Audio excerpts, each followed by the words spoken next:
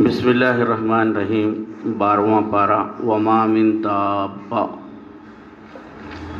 تسلسل سورہ ہود۔ زمین کے تمام جانداروں کا رزق اللہ کے ذمہ ہے۔ وہ ہر جاندار کے متعلق جانتا ہے کہ وہ کہاں رہتا ہے اور کہاں وہ زمین کے حوالے کر دیا جاتا ہے۔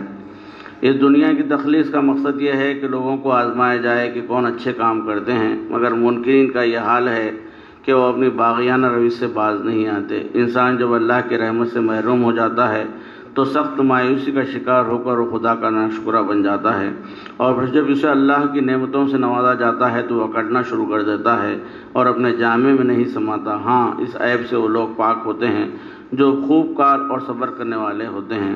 اے پیغمبر صلی اللہ علیہ وسلم، لوگوں کی طرف سے جو اعتراضات کیے جا رہے ہیں ان پر تم ہرگز تنگ دل نہ ہونا۔ مثلاً یہ اعتراض کہ اس مدعی نبوت پر کوئی خزانہ کیوں نہیں اترا، ان کے ساتھ کوئی فرشتہ کیوں نہیں آیا۔ ان باتوں کی پرواہ کیے بغیر تم وحی الہی کو مینون بیان کرتے جاؤ۔ جو لوگ دنیا کی زندگی میں شان و شوکت اور عیش و شادمانی چاہتے ہیں وہ سب اللہ کی طرف سے انہیں مل جاتا ہے، لیکن آخرت میں ان کے لیے کچھ بھی نہیں ہے سوائے آگ کے۔ اللہ پر جھوٹ کرنے والے خدا کی لعنت کے مستحق ہیں۔ یہ بندگان خدا کو خدا کے راستے سے روکتے ہیں، صراط مستقیم کو ٹیڑھا میڑھا کر کے پیش کرتے ہیں اور آخرت کا انکار کرتے ہیں۔ ایسے لوگوں کو دوہرا عذاب دیا جائے گا۔ نوح علیہ السلام نے دعوت توحید دی تو سرداران قوم نے انکار کرتے ہوئے کہا، تم کہاں سے نبی بن گئے؟ تم تو ہم جیسے ہی ایک آدمی ہو۔ بے سوچے سمجھے تمہاری پیروی کرنے والی ہماری قوم کے ادنا اور اذل طبقے سے تعلق رکھتے ہیں، بس تم سب لوگ جھوٹے ہیں۔ نوح علیہ السلام نے درد مندانہ انداز میں کہا، میں اپنے رب سے پروردگار سے ایک کھلی شہادت پر ہوں، میں اعداد و تبلیغ کے کام پر تم سے کسی معاوضے کا طلبگار نہیں ہوں۔ میرا اجر دینے والا اللہ ہے۔ جن لوگوں نے میری پیروی قبول کی ہے میں ان کو دھتکار نہیں سکتا، ورنہ میں خدا کی سخت گرفت میں آ جاؤں گا۔ میرے پاس نہ اللہ کے خزانے ہیں، نہ مجھے غیب کا علم ہے، اور نہ میں کوئی فرشتہ ہوں۔ سرداران قوم نے کہا، بس کرو اور لے آؤ وہ عذاب جس کی تم ہمیں دھمکی دیتے ہو اگر تم سچے ہو۔ اللہ نے نوح علیہ السلام کو آگاہ کیا کہ جو لوگ ایمان لانے والے تھے وہ لا چکے۔ منکرین کی نالائقی پر تمہیں رنجیدہ خاطر نہیں ہونی چاہیے۔ اب تم ایک کشتی بناؤ، ان سارے سرکشوں کو ڈوب مرنا ہے۔ تم ان ظالموں کے حق میں کوئی سفارش نہ کرنا۔ ادھر حضرت نوح علیہ السلام کشتی بنا رہے تھے، ادھر قوم کے سردار آتے جاتے کشتی کا مذاق اڑاتے ہوئے گزرتے۔ پھر اللہ کے حکم سے ایک سائیکلون طوفان امڑ آیا۔ نوح علیہ السلام نے اہل ایمان کو کشتی میں بٹھا لیا جن کی تعداد بہت کم تھی، ہر قسم کے جانداروں کا ایک جوڑا بھی رکھ لیا۔ طوفان بڑھ رہا تھا، کشتی اللہ کے نام سے چل پڑی۔ طوفان لمحہ تیز تر ہوتا جا رہا تھا، یہاں تک کہ سمندر کی ایک ایک موج پہاڑ کی طرح اٹھ رہی تھی۔ نوح علیہ السلام کا بیٹا کشتی میں نہ تھا، وہ باغی گروہ کے ساتھ دور کھڑا ہوا طوفان کا تماشا دیکھ رہا تھا۔ انہوں نے اسے پکارا، بیٹے کافروں کا ساتھ چھوڑ دے اور کشتی میں سوار ہو جا، لیکن بیٹے نے جواب دیا، میں اس بلند پہاڑ کی چوٹی پر چڑھ جاؤں گا، وہ مجھے پانی سے بچائے گی۔ نوح علیہ السلام کی آواز پھر گونج اٹھی، نہیں، اللہ کے سوا آج کوئی بچانے والا نہیں۔ ابھی باپ بیٹے کی اونچی اونچی آوازیں فضا میں گونج ہی رہی تھی کہ ناگہان خطرناک موج ابھر آئی اور باپ بیٹے کے درمیان حائل ہوئی، اور پھر وہ نافرمان فرزند بھی ڈوبنے والوں میں شامل ہو گیا۔ اب طوفان آہستہ آہستہ تھمنے لگا، سیلاب دھیرے دھیرے اترنے لگا۔ ظالم اور مغرور قوم غرقاب ہو چکی تھی۔ ادھر کشتی ڈولتی ڈولتی جودھی پہاڑ پر ٹھہر گئی۔ حضرت نوح نے اپنے پروردگار سے شکوہ کیا، مالک میرا بیٹا تو میرے گھر والوں میں سے تھا، اسے تو نے کیوں نہیں بچایا؟ اللہ سبحانہ نے فرمایا کہ تمہارا بیٹا ایک بگڑا ہوا آدمی تھا، وہ اس قابل نہ تھا کہ اسے معاف کر دیا جاتا، بس تم ایسی بات کی درخواست نہ کرنا جس کی حقیقت تم نہیں جانتے۔ پھر حضرت نوح علیہ السلام نے اللہ سے معافی مانگی۔ حضرت ہود علیہ السلام نے اپنی قوم عاد کو بندگی رب کی دعوت دی، لیکن افراد قوم نے کہا کہ وہ اپنے معبودوں کو کسی قیمت نہیں چھوڑ سکتے۔ پھر اللہ کا سخت عذاب آیا اور سب کے سب دور پھینک دیے گئے۔ اللہ تعالیٰ نے اپنی رحمت سے حضرت ہود علیہ السلام اور ان کے ہمراہیوں کو بچا لیا۔ اسی طرح حضرت صالح علیہ السلام کی دعوت دین پر قوم کے لوگوں نے کہا، اے صالح، ہم تو تجھ سے تو بڑی بڑی توقعات وابستہ رکھتے تھے، یہ ہرگز نہیں ہو سکتا کہ ہم ان معبودوں کی پرست سے رک جائیں جن کی عبادت ہمارے باپ دادا کے زمانے میں ہوتی چلی آ رہی ہے۔ حضرت صالح علیہ السلام نے اللہ کی نشانی کے طور پر ایک اونٹنی کو پیش کر دیا اور اعلان کیا کہ کوئی اسے ہاتھ نہ لگائے، یہ کسی بھی طرح کا میں آزادانہ طور پر چلتی پھرے گی، اگر کسی کسی نے اسے نقصان پہنچایا تو بھیانک نتائج برآمد ہوں گے، لیکن انہوں نے اونٹنی کو مار ڈالا تو اللہ نے تیسرے ہی دن ان کو سخت دھماکے کے ذریعے ہلاک کر دیا۔ ایک دفعہ فرشتے انسانی شکل میں حضرت ابراہیم علیہ السلام کے ہاں پہنچے۔ انہوں نے مہمانوں کی تواضع کے لیے دسترخوان پر بنا ہوا بٹلا پیش کیا، لیکن فرشتے کھانے کی طرف ہاتھ نہ بڑھا رہے تھے۔ یہ دیکھ کر حضرت ابراہیم کو تشویش ہوئی۔ فرشتوں نے ان کو مطلع کیا کہ ہم دراصل قوم لوط کی تباہی کے مشن پر جا رہے ہیں۔ ہم تمہیں یہ خوشخبری دینے کے لیے آئے ہیں کہ تمہارے ہاں حضرت اسحاق کی پیدائش ہوگی۔ حضرت ابراہیم علیہ السلام کی بیوی سارہ نے جب یہ سنا تو تعجب کرنے لگی اور بول اٹھی، میں بوڑھی ہو چکی ہوں، میرے شوہر بھی بوڑھے ہو چکے ہیں، ہمارے ہاں اولاد کیسے ہوگی؟ فرشتوں نے کہا، اللہ کے حکم پر سب کچھ ہوتا ہے، اس میں تعجب کی کیا بات ہے؟ اور حضرت ابراہیم علیہ السلام کے گھر والوں پر اللہ کی برکتیں اور رحمتیں نازل ہوتی ہی رہتی ہیں۔ پھر بزرگ ابراہیم علیہ السلام نے اللہ سے دعا کی کہ قوم لوط کے عذاب کو ٹال دیا جائے۔ یہ دعا ان کی نرم دلی اور شفقت کا فطری تقاضا تھی، لیکن اللہ نے واضح کر دیا کہ قوم لوط سے اب عذاب ٹل نہیں سکتا۔ خوبرو اور شکیل مہمانوں کی شکل میں ابھی فرشتے حضرت لوط علیہ السلام کے ہاں پہنچے ہی تھے کہ بدکار لوگ جوڑ در جوق وہاں جمع ہونے لگے۔ حضرت لوط کا ماتھا ٹھنکا، انہوں نے لوگوں سے کہا، کچھ تو خدا کا خوف کرو، مہمانوں کے معاملے میں مجھے رسوا نہ کرو۔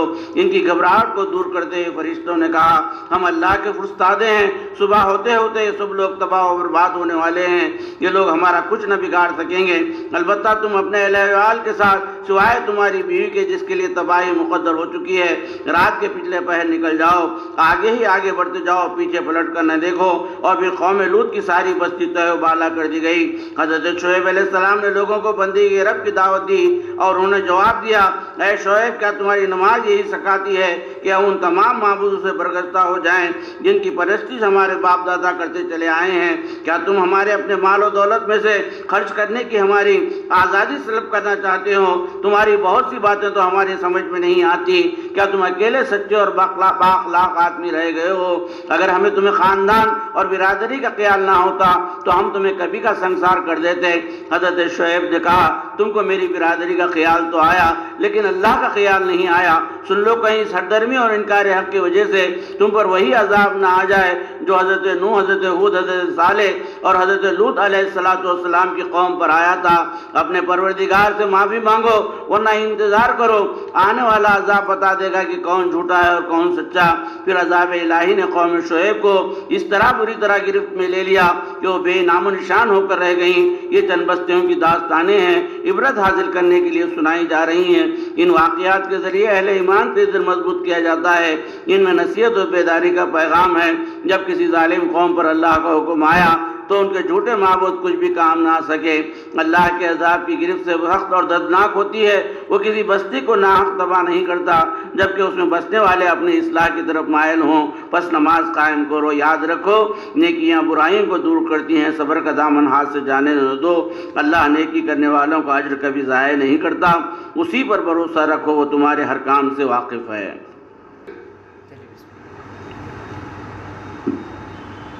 سورہ یوسف۔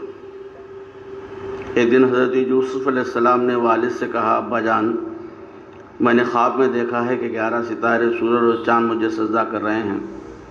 بدر بزرگوار نے جواب دیا، بیٹے یہ خواب بھائیوں کو نہ سنانا ورنہ وہ تجھے ستائیں گے، یوں معلوم ہوتا ہے کہ تیرے رب نے تجھے نبوت کے لیے چن لیا ہے۔ حضرت یعقوب علیہ السلام اپنے فرزندوں میں حضرت یوسف اور ان کے سگے بھائی کو بہت عزیز رکھتے تھے۔ یہ بات ان کے سوتیلے بھائیوں کو بڑی کھلتی تھی، چنانچہ انہوں نے ایک دن گھناؤنی سازش یہ کی کہ یوسف کا کام تمام کر دیا جائے، لیکن پھر مزید صلاح و مشورے کے بعد ایسے انتہائی اقدام کے بجائے انہوں نے حضرت یوسف کو ایک کنویں میں ڈھکیل دیا اور شام گر پڑے لوٹ کر اپنے گھر والد کو یہ خبر دی کہ حضرت یوسف کو بھیڑیا کھا گیا ہے۔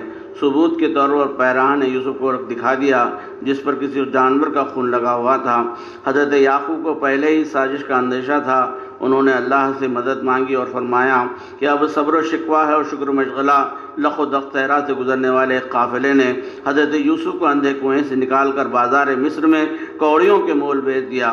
عزیز خریدار عزیز مصر نے اپنی بیوی سے کہا، دیکھ دیکھو اسے نئے اس غلام کو اچھی طرح رکھنا، یہ ہمارے کچھ نہ کچھ کام آئے گا، اسے بیٹا بھی بنا لیا جا سکتا ہے۔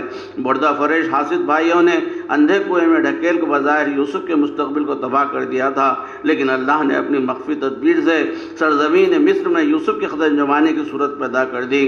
اب حضرت یوسف جوانی کی منزلیں طے کر رہے تھے، وہ نہایت ہی شکیل خوبرو بانکے سجیلے بن کر ابھر آئے تھے۔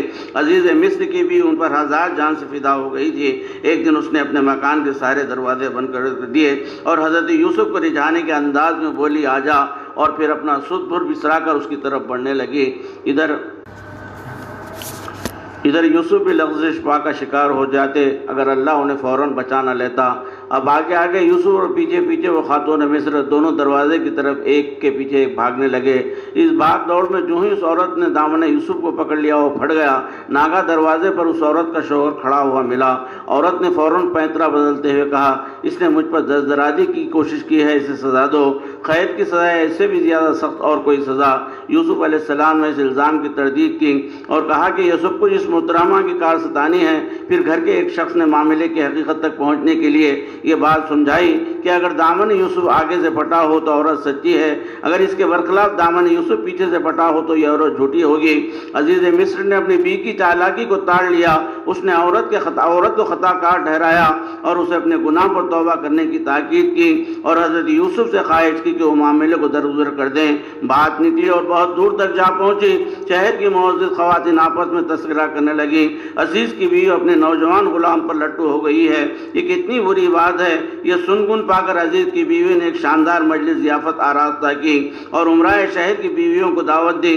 جب سارے مہمان خواتین کھانے کے لیے پھل کاٹ رہی تھی کہ یوسف کو اس محل نگارہ میں بھیج دیا گیا۔ تمام عورتوں کی نگاہیں ٹھٹک کر رہ گئیں اور بے خودی کے عالم میں انہوں نے پھل کے بجائے اپنی انگلیاں کاٹ لیں اور بول اٹھے، اوف، یہ انسان نہیں ہے تو پاکیزگی کا پیکر خودی ہے۔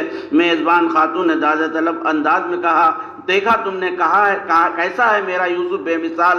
سچی بات تو یہ ہے کہ میں نے اس میں پالنے کی کوشش کی مگر وہ صاف بچ نکلا۔ اتنا سب کچھ جاننے سمجھنے کے باوجود حضرت یوسف علیہ السلام کو قید کی سزا دی گئی۔ قید خانے میں حضرت یوسف کو نیک نامی ملی۔ ان کو خواب کی تعبیر بتانے میں بڑا کمال حاصل تھا۔ ایک دن دو قیدیوں نے آپ سے اپنے خواب کی تعبیر پوچھی۔ خواب کی تعبیر بتانے سے پہلے حضرت یوسف نے انہیں بندگی رب کی تلقین کی، شرک سے باز رہنے کی تاکید فرمائی، کیونکہ جتنے بھی معبودان باطل ہیں وہ سب کے نام ہی نام ہیں، بے اصل و بے سند ہیں، اللہ کے سوا کوئی حق اور حاکم نہیں۔ پھر انہوں نے دونوں کے خواب کی تعبیر بتلا دی اور اس قیدی سے جو رہائی پا کر شاہ مصر کو شراب پلانے کے منصب ساقی پر مامور ہونے والا تھا، کہا کہ بادشاہ سے مناسب موقع پر میرا تذکرہ کر دینا، لیکن شیطان نے یہ بات اسے بھلا دی اور حضرت یوسف علیہ السلام کئی سال تک جیل میں زندگی گزاری۔ بادشاہ مصر نے 7 موٹی گائیں، 7 دبلی گائیں، اناج کی 7 ہری بالیں خواب میں دیکھی۔ اس عجیب و غریب خواب کی تعبیر معلوم کرنے کے لیے کافی جستجو کی گئی لیکن ناکامی ہوئی۔ یہ کہا اس قیدی کو جو رہائی پا کر ساقی کے منصب پر مامور ہو چکا تھا۔ حضرت یوسف علیہ السلام کی یاد آئی۔ جب حضرت یوسف نے خواب کی تعبیر بتائی تو بادشاہ نے ان کو اپنے دربار میں طلب کیا، لیکن حضرت یوسف نے اصرار کیا کہ پہلے ان کے مقدمے کا فیصلہ کر دیا جائے تاکہ دودھ کا دودھ اور پانی کا پانی ہو جائے۔ ادھر زنانہ نے مصر نے ایک زبان ہو کر شاہ مصر کے آگے گواہی دی کہ یوسف کا دامن پاک ہے اور انہیں بدی کا ذرا برابر شائبہ نہیں۔ دوسری طرف عزیز کی بیوی نے بھی اپنے اقدام جرم کا اعتراف کیا۔ اس ساری کارروائی سے حضرت یوسف علیہ السلام دراصل یہ واضح کرنا چاہتے تھے کہ انہوں نے درپردہ کسی قسم کی خیانت نہیں کی تھی، انہیں بالکل بے گناہ قید کیا گیا تھا۔